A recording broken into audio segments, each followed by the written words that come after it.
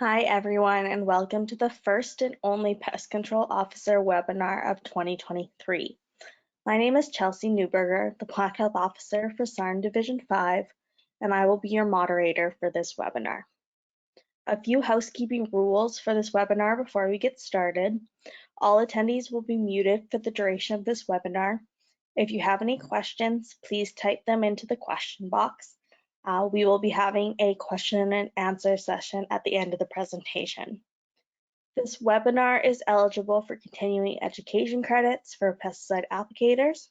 If there is more than one person watching from the same computer that wants continuing education credits for this webinar, please let me know. My contact information is located within the chat box and on the SARM website. The webinar will be recorded and will be posted on the SARM website within the next couple of weeks.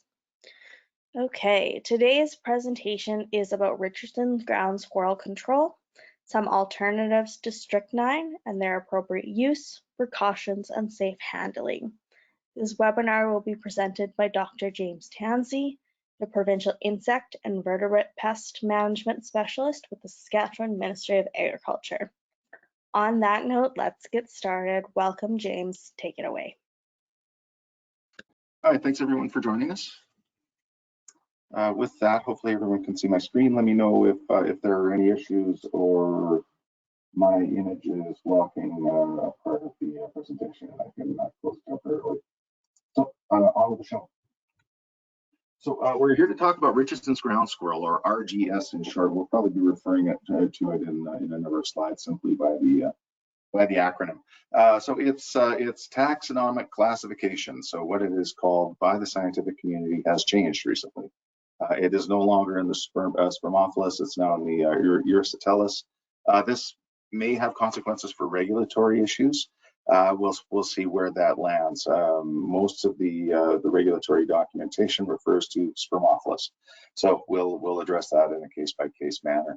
So they are semi-fossorial and semi-social. So that means they spend part of their time underground and they conditionally like each other. And it is conditionally. Their colonies or their groups are based around female kin. So that is sisters or mother, aunt, daughters, cousins, typically female, and localized relatively close to each other, but they still maintain individual burrows. The individual burrows can be, on a range of about 10 meters or 30 feet across. So they don't share burrows, which is a common misconception of these animals. They are native to Western North America and the shortgrass prairie in particular, also called the Dak rat or Dakota rat and flickertail, I think for obvious reasons. So adults are above ground only for about 4 months per year. So we'll look at each of male and female, juvenile and adult, because there's going to be some variation amongst when each of those groups is present above the soil surface. So spring emergence begins soon. So this will be correlated with warming surface and air temperatures. Ambient temperatures regularly stay above freezing. So when the soil temperature is heated a little bit, but the soil temperature is still near zero. Males are going to appear before females, but typically about 2 weeks before females. In the spring, they're relatively easy to tell the difference between the two of them. Simply that males are fighting to beat the band. Access to females is brief in the spring, and they fight like nuts to get access to females. So this fighting is preceded by a period of what's called testicular recrudescence and buildup. So their testes reduce over the winter. No need in putting metabolic energy into maintaining something you're not using. So once springtime comes, then they're going to blossom, we'll say, and prepare themselves for mating. So they're going to be feeding on their cache over the course of the winter, and we'll we'll take a look at Richardson's ground squirrel torpor and the periods of torpor versus activity. So torpor is like hibernation, sometimes gets used interchangeably with hibernation. There are subtle differences though, and we'll get into what that means exactly. So females are going to terminate their torpor the day before they appear. So yeah, they might be a little bit groggy when they first pop up, but yeah, males 2 weeks earlier than females. So this is the stage that you're going to want to control, adult females. If you want to have a significant impact on populations, you're going to want to get these girls before they have litters. I saw some litters last spring on the order of 10 per female, which is on the large side, pardon me, but made for a rapid increase in populations on some sites, including my place. So I'll be actively controlling these animals considerably earlier this spring. So you can see that right late February, early March, you're going to see activity above the ground, and these females are going to hunker down back into hibernation or torpor right around first week of July. So you want to get these girls before they're producing offspring. So 1 litter per year, that's also a common question. Are they capable of 2 litters per year? The answer is no. So 1 litter per year, typically 5 to 8. And as I mentioned before, as many as 10. Yeah, and sometimes moderately more than that, but 5 to 8 as a rule. Their gestation is relatively short, 23 days. Lactation about 5 weeks, all underground. So once you're seeing young ones above the ground, they are weaned, and although they're still sharing a burrow with mom, they're about to get kicked out. So shortly after their weaning, they are functionally independent. They still depend on, they're still learning lessons from mom apparently, so they will stay relatively close, but it's just a matter of time till they're driven out of that burrow in a relatively short amount of time. So the young will stay within the mother's territory, and again for a short part of time.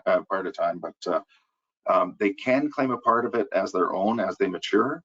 But again, they really like their space, so they're going to get spaced out pretty well. Mama's going to be more tolerant of her female progeny than of males, and will drive the young males away pretty enthusiastically. Males move long distances from mom if the population is high. And this is going to happen June, July. They're going to seek other colonies, and reason being for interchange of genetic material, trying to avoid inbreeding. They may move many kilometers away, and I suspect a lot of the ones that you're going to see on the road are dead males who are in their wandering mode.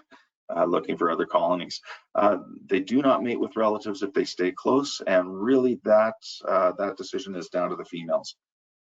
If a female is not an estrus, particularly when associated with a relative, she can be downright hostile and actually inflict damage to those males. An important consideration, and just to make sure I cover it if it isn't included in the slide, is their period of estrus is 4 hours. So that is individual females are receptive to the males for 4 hours per year. So you can understand why the males are fighting it out pretty enthusiastically. Each male will mate with as many as 10 females, and it all depends on his prowess at fighting. So their hibernation or torpor alone, they spend it alone in a special grass-lined chamber. This is going to begin in bouts in late summer, so they're going to go through short periods, short duration sleeps or periods of torpor, with times of activity where they're stalking caches or feeding on caches. And those periods of torpor are going to get longer, and the inter-torpor periods are going to get shorter. Pardon me. So again, bouts are going to increase in duration as soil temperatures cool. They're very sensitive to ambient conditions. And again, they can be interrupted by 24 hours of rewarming to normal temperature. So the body's cooling to ambient conditions. The heart rate is slowing really dramatically, and really they're just functionally just little helpless blobs, as you can see here. They're really easily handled. Pardon me. And as you might guess, they're really susceptible to predation. by animals like badgers. So badgers can really do a number on a local population of ground squirrels. They dig very quickly, and they can reduce a population by 60 to 80% when they're going after them when they're helpless like this. So body temperature about the same as surrounding soil, about 4 to 6 days of torpor between July and August. Again, that's going to get longer in January, 20 to 25 consecutive days in torpor, body temperature near freezing. And everything slows down. So during this time, they're living primarily on fat reserves. So I mentioned each of the genders, male and female, and each of the stages, juvenile and adult, are active at different times a year. So this indicates both torpor and the periods of activity in between, and the difference in activity between juvenile and adult, male and female. So you can see the adult males are coming up a couple of weeks earlier. They're also shutting down a couple of weeks earlier. Females, again, a couple of weeks later, and shutting down a couple of weeks later. And the ones that you're seeing primarily in, late season, October, even right into early November, those are going to be primarily juvenile males. So the value in controlling these animals is relatively low. And it can be difficult to get them to take baits when there's a lot of green plant material around. So you want to control the adult females, and you want to do it early. A, before they produce litter, and B, before there's a lot of green feed to create bait shyness. So given a choice between eating the baits and green feed, they do demonstrate a preference for the green feed. So again, looking at their life history, adult males a little bit earlier than females. Again, you want to control those females early, and juvenile males and juvenile females lesser, but juvenile males can be active for well into the season. And of course, importance to the following year's population has to do with reproductive age females. It doesn't take many males to contribute to the next generation, so your efforts are better spent on trying to control those early emerging females. So for hibernation, they're going to seal themselves off, dig a new exit in the spring. So as I indicated before, timing and duration of torpor by age and sex. There's a lot of repeated information on this slide, but just to illustrate, as part of their burrowing system, they're going to have a separate hibernation chamber. They do constantly modify their burrows, and they'll have specific caches. They have a specific latrine that they will leave their mess in, and of course they're not terribly limited by low water conditions, which means that their urine can be highly concentrated, which means that their latrines really can smell and provide a good signal for badgers to find them.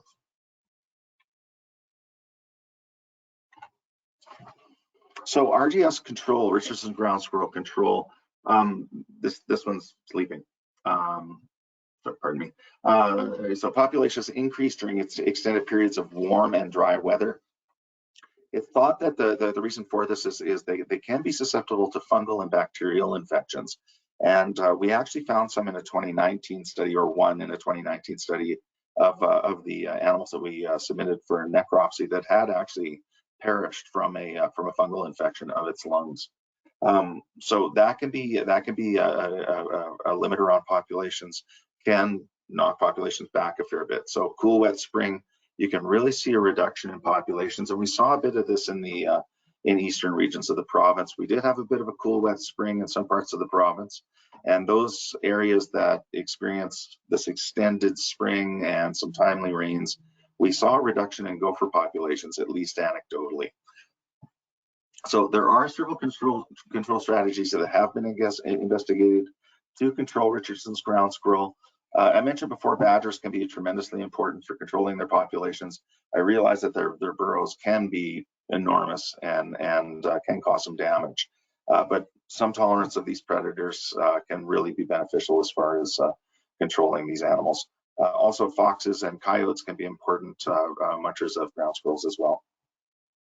So shooting, trapping, drowning can all have impacts on populations, but really what we saw from the southwest of the province in the last couple of years, shooting, marginally effective, we'll say.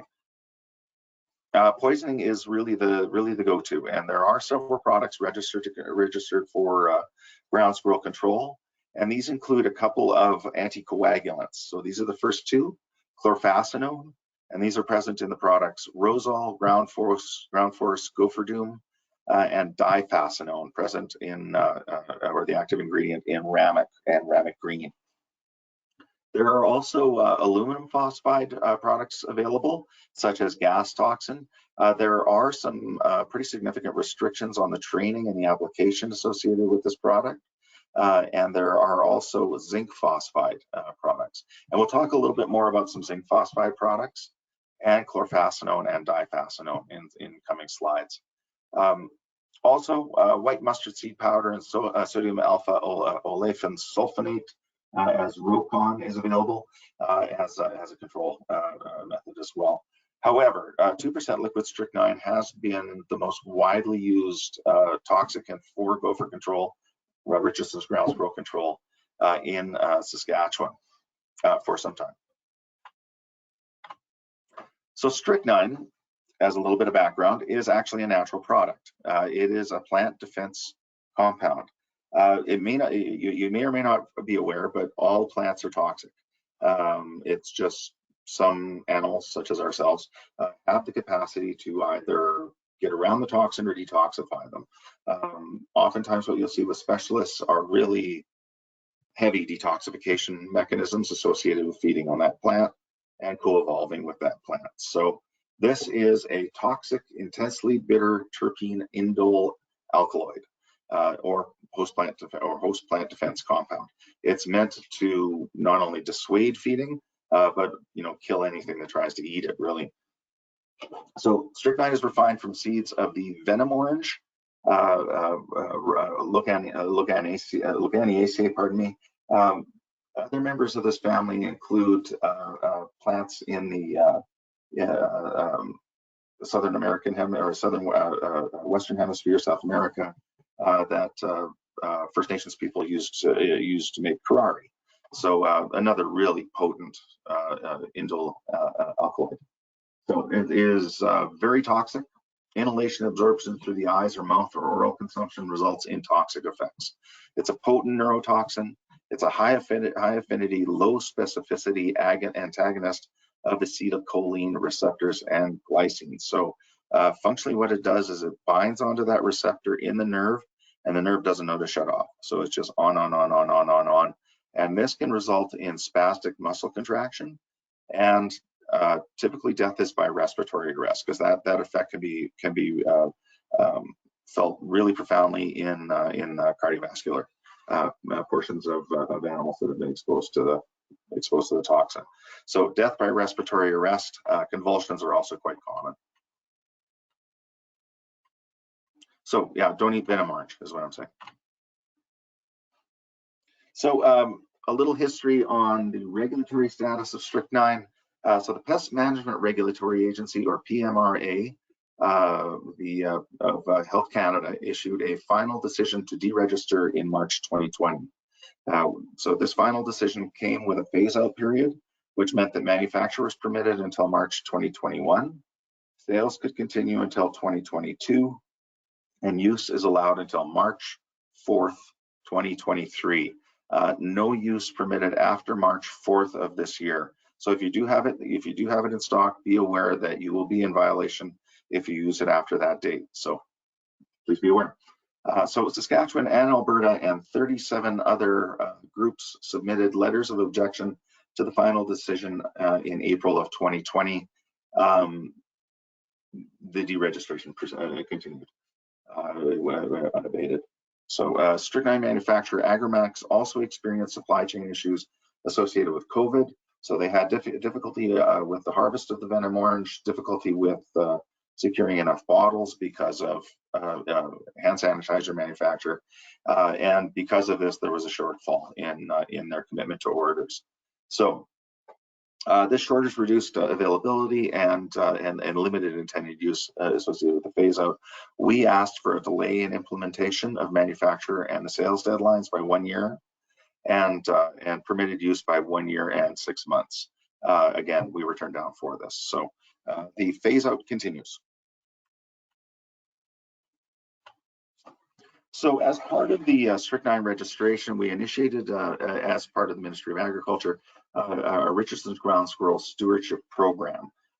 So this operated from 2011 to 2021 and included 81 RMs, participating RMs.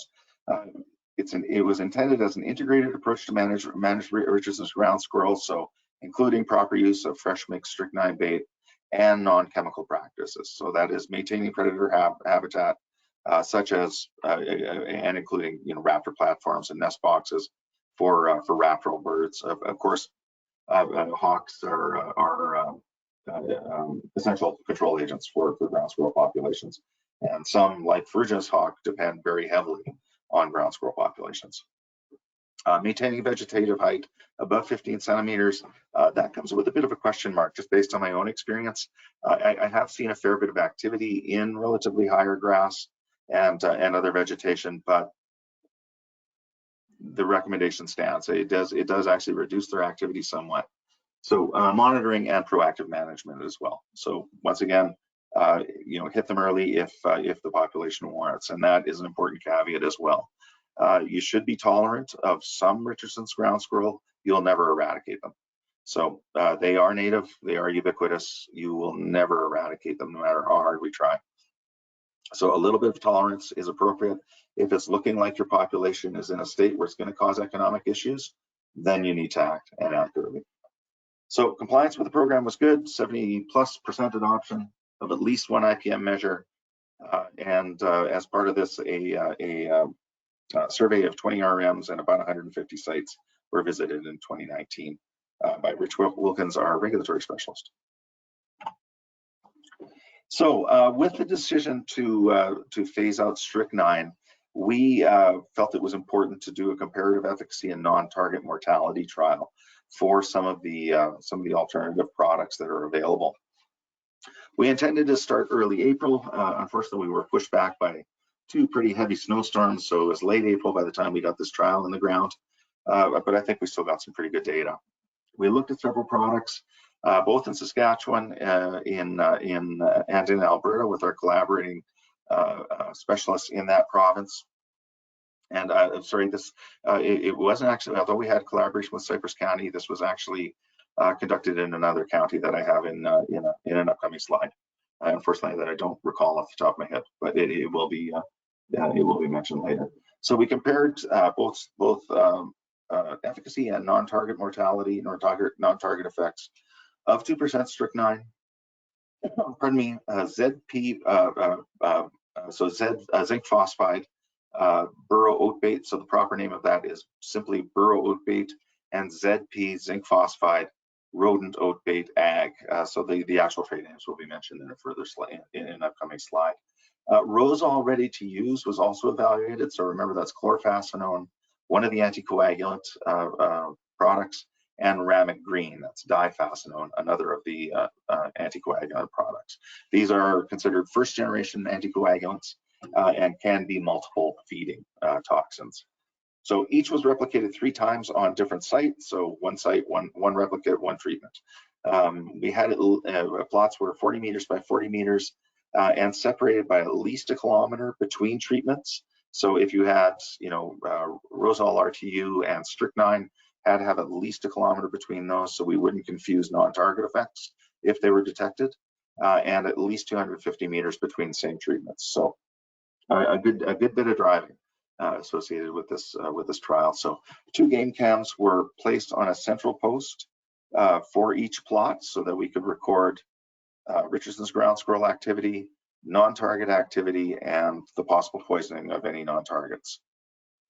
We did a 2-day pre-treatment baseline RGS counts, so 2 days daily counts, and took the average of those to get an estimate of where the population was at the beginning before treatment. Inflicted the treatment on that particular small population, and then monitored daily for 1 week after that, using using the same technique. So that is a lot of time with binoculars and making counts.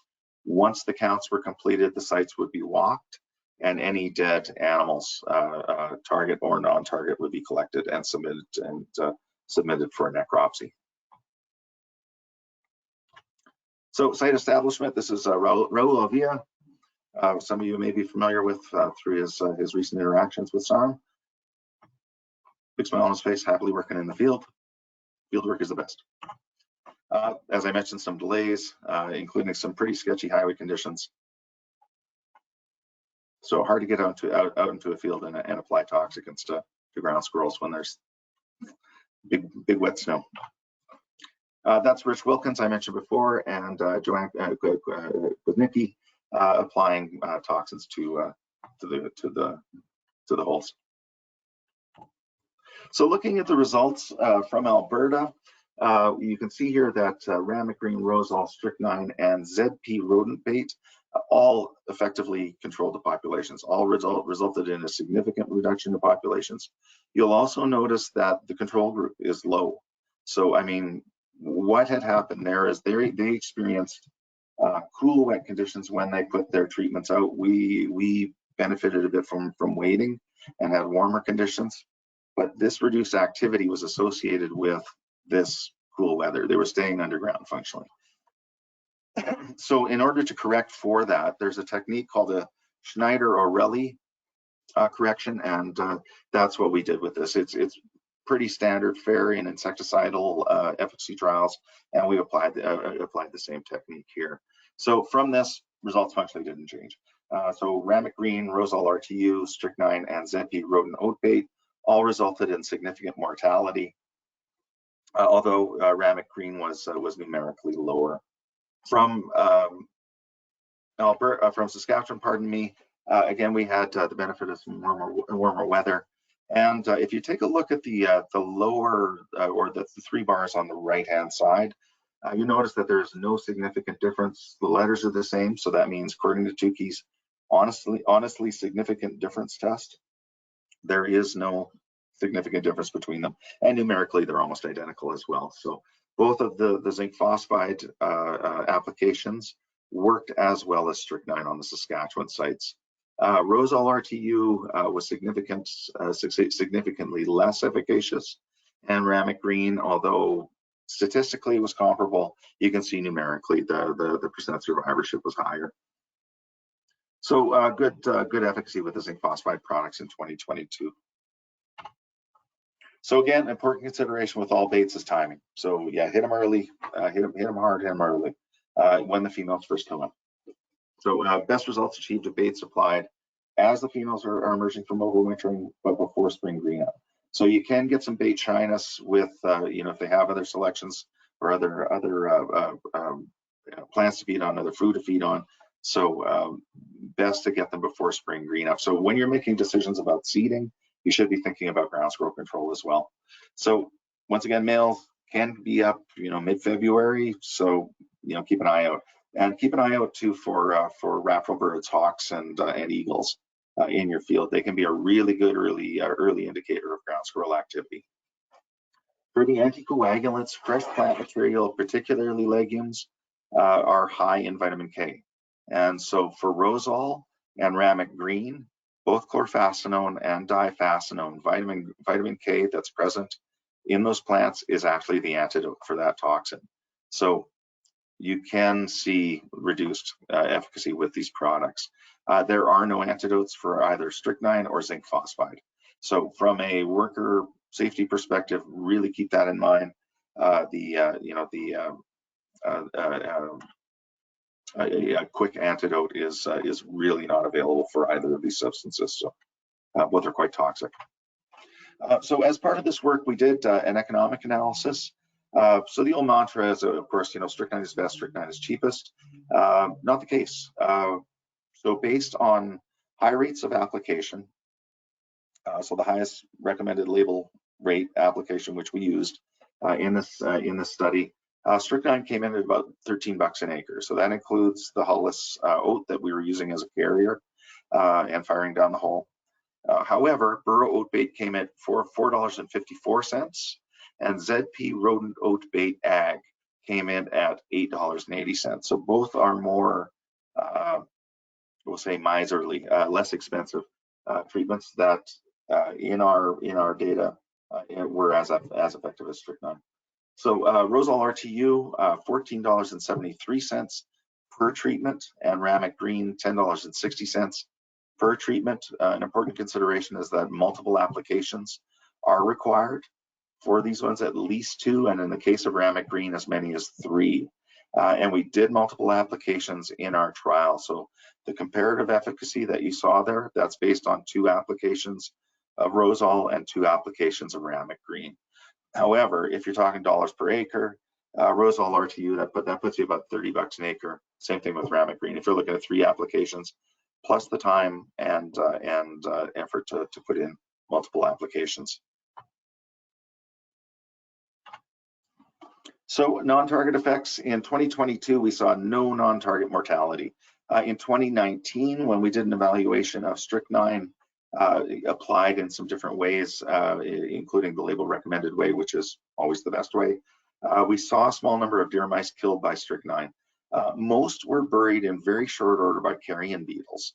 And for those of you not familiar, this is Necrophorus carolinus. We got a few species of Necrophorus on the prairies. This is the most common. They are important scavengers in Western Canada. They're good size animals, so that big, size of the last 2 digits on my pinky. Quite colorful with their orange, and they stink. If you get close to them, they smell pretty awful. They do make their living off dead things. They will bury small carcasses for their larvae. They're excellent parents. I don't know if they mate for life or not, but they are excellent parents, and they both dote over the developing larvae on the carcass. So both male and female care for the developing young, and they work very quickly. So this is a mouse that I saw on one of the sites in 2019, and this, you can see it. This mouse is not sleeping, dead on the surface, presumably from the strychnine. This was a strychnine site, and the carrion beetles had the thing, well underway of being buried. Oh no, so pardon me. This one was actually poisoned by strychnine. So we submitted this mouse for necropsy, and it was determined that it had died from strychnine. I think the carrion beetles were very disappointed. So of course it behooves the carrion beetles to get those things under the ground. Nature isn't very good about sharing, so they want that mouse all to themselves, and don't really want to share it with anything else. Having these animals feeding on the decaying mouse also seems to have an effect of dissuading other scavengers. I wouldn't want to eat one. So hopefully this video plays. And this is a little bit of footage of carrion beetles burying a mouse. It's only a short video, I apologize, but they managed to get this mouse underground. This was 2 of them. You should be able to see, there's either mom or dad. So a pair of them, you can see how strong they are. I mean, they're really muscling that mouse around.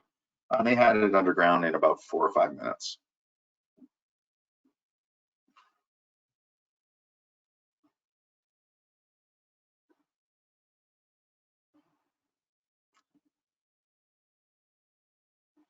So maybe with that, I'll go to the next slide. So as I mentioned before, that's the very mouse there. So you can see, last glimpse of the mouse being pulled underground. So contributors to the 2022 study in Saskatchewan, of course, RM of Maple Creek, including Christine Hoffman and Sean Kramer, and our rapier cooperators. A significant tip of the hat to our rapier cooperators for allowing access. The rural municipality of Edenwald for providing our strychnine. A number of people from the Ministry of Agriculture making significant contributions, and of course our SARM PHOs, both Joanne and Colleen making significant contributions, both to the 2022 study, and the 2019 study as well. So Alberta Agriculture, Dr. Karen Wickerson was their lead out there, and Municipal District of Willow Creek, There it is. I really should commit that to memory. So Carla Prechuk, Kirby Hugo, and Gary Murray, and Cypress County, Lisa Saltz, providing logistical support as well. So some consideration for the various products, and I mentioned some already.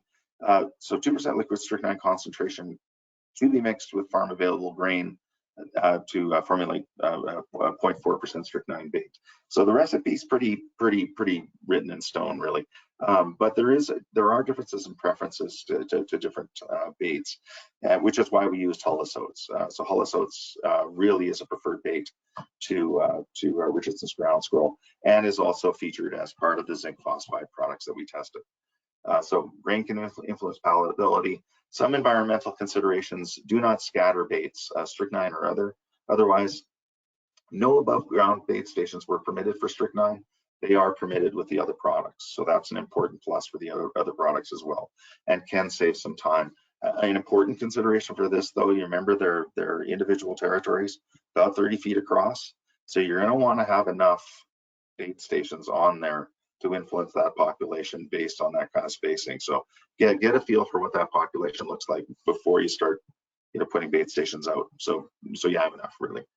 So treated grain on soil surface and poison carcasses may be hazardous to birds and other wildlife. We saw very little in the way of non-target poisoning, but it does occur.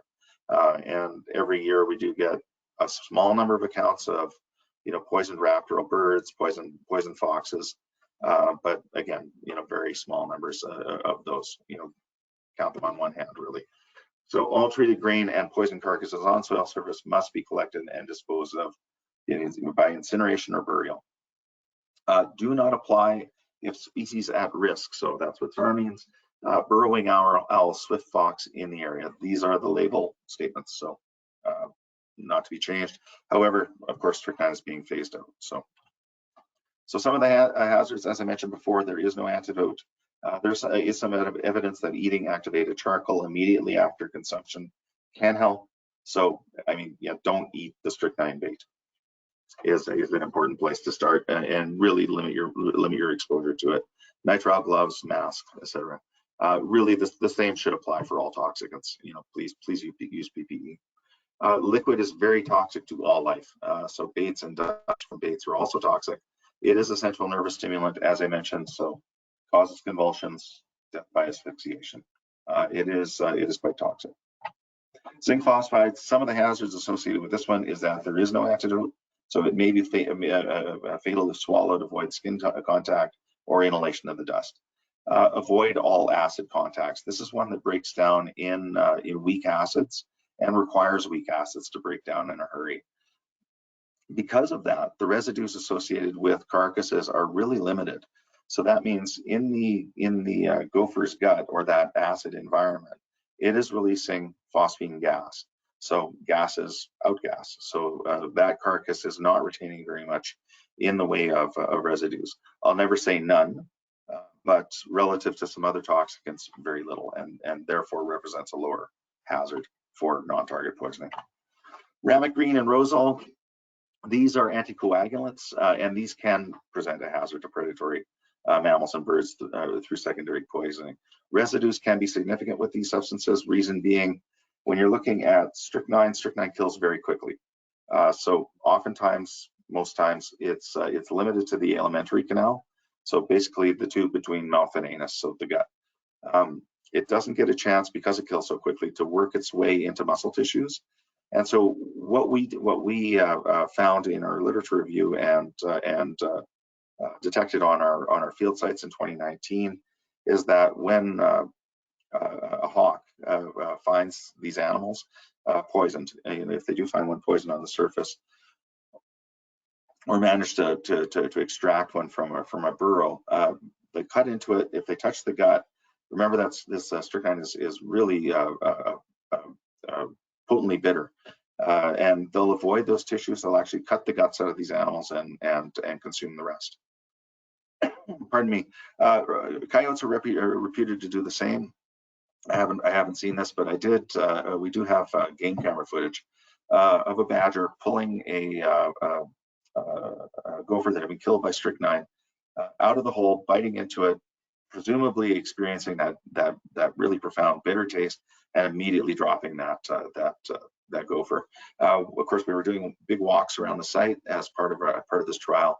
A dead badger was not detected, so we can only presume that the badger did well. It wasn't demonstrating any indication of malaise on the game camera footage. However, anticoagulants, they kill slowly. They're multiple feeding toxicants, and they can work their way into the muscle tissue and become available for scavengers. So keep that in mind. Though they can be efficacious, there may be more of a hazard associated with these. And with that, I will take any questions if you have them. Thank you, James, for that. That was a great presentation. We do have a couple questions, sorry. The first question is, can PVC pipe be used in cemeteries? I don't exactly know the rest of that, but I assume for baiting purposes. Yeah, I think to fire the bait down the hole. I don't see why not. Yeah, I think that's actually an excellent idea. A thing to consider too is when you're applying. I have seen PVC pipe used on some sites, and at least the guys that I was watching, they were really overkilling how much they needed to put in the hole.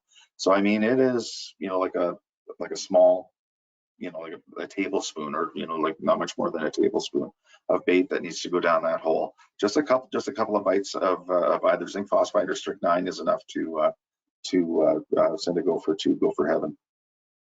So yeah, just no problem with PVC. I think that's actually an excellent idea to make sure all the bait goes deep in the hole. So perfect, thanks.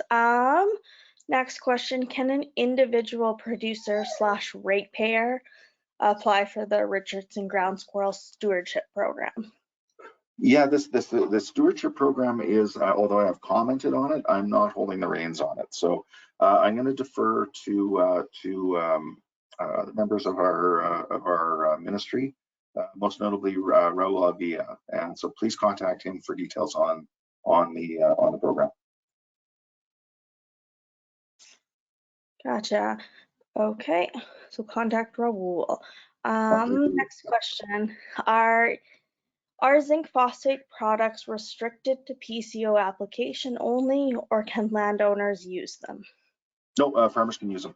Yeah, and another upside of the or potential upside of these is they're available through your normal retailers. So get with your retailer soon and encourage them to bring it in. There are some, so Agri-Products Limited brought in a substantial amount last July, and my assumption is, or to my knowledge, they'll be doing the same this spring. One of the zinc phosphide products, the other zinc phosphide product, is available through Viceroy Distributing in Winnipeg. So talk to your retailer, ask them to bring it in, and I haven't heard of any supply chain issues with these. Much like we've heard about supply chain issues with a number of different pest control products, I haven't heard of any for this. So, is there any specific storage requirements for the alternative baits? Yeah, there are dry. Yeah, you want to keep it. Yeah, just keep it cool and dry. It doesn't produce the phosphine gas immediately after exposure with water, even atmospheric water. So I think that's maybe where some of the confusion. So let me backtrack a little bit. So ammonium phosphide reacts with atmospheric water. Zinc phosphide does not. So zinc phosphide requires a weak acidic solution, but of course some rainwater can be slightly acidic and can spur a reaction. So functionally dry. That's the most important thing, and cool if you can. Perfect, thanks, James. Next question. I heard there was a long half-life on the zinc phosphate products. Is that true? Yeah, environmental half-life is in the order of about a week, I think. Boy, you got me mining my my memory on this. Yeah, that's my recollection on this, which is a bit on the long side, but it does suggest bait stability. However, it is reactive. So, I mean, that material will produce phosphine gas. I hope that addresses your question. I think so, yes. I think this is my last question so far. Are there any secondary poison effects of the alternatives? Yeah, as I mentioned, I mean, zinc phosphide, I'm never going to say there's no residue. But you know, its likelihood of leaving toxic residue or residue at a toxic level is lower than the and I would argue markedly lower than the other products. For Rosol and Ramic, you know, as I indicated, you know, they can get into the muscle tissue and represent a hazard to scavengers and predators. So you know, in my opinion, well, it's not my opinion, that's just the chemistry of it. Zinc phosphide presents less of a residue hazard than some of the other substances. Perfect. Will you be testing any new products for 2023? We are looking at, and we just heard last week that we got approval for funding to gather some more data on strychnine and these alternatives to functionally revisit this test. So we want to bolster this with more data. 2 years of data, as I mentioned, we had cool, wet conditions in Alberta and for, you know, for April, the bulk of April in southwestern Saskatchewan. So our funding has been approved, and we're looking at moving forward on gathering more data associated with that. So in short, yes. That's great. Do you predict results will be similar to 2022, or you just never know? We have no reason to suspect not. I think that one of the, and the reason I say that, one of the, you know, the literature to date supports good efficacy of zinc phosphide for ground squirrel control. So not just Richardson's ground squirrel, but for some, you know, Franklin's and Colombian and some of the other ground squirrel species that it's been tested on. And one of the things the Pest Management Regulatory Agency of Health Canada does really well is demand efficacy data. And you don't see that with regulatory agencies in every country. So if you see something on the market that's registered for a specific application or a specific purpose, if it's registered by the PMRA, you can bank on it being effective.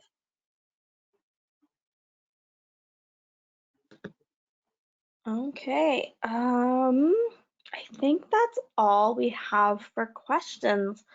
Give it a second to see if anything else pops up. But yeah, I really just want to thank you, James, for presenting and answering all of our questions. Oh, my pleasure. It's really great to have you out, and especially for our PCOs to get this kind of firsthand knowledge is great as well. We look forward to your 2023 results. Sounds good, and apologies to Dan for butchering your last name. I unfortunately did that too during the SARM midterm convention, so Yeah. you're not the only one. I should know better at least. Okay, so thank you, James, and thank you everybody for attending. If you have any more questions regarding the Richardson ground squirrel baits and the alternatives, please feel free to contact James. If you have any other questions regarding the rat control program or our rat control in general, please contact the rat control technical advisors, which are Grant and Colette. All right, thank you everybody for attending. Have yourself a great day. Thanks a lot.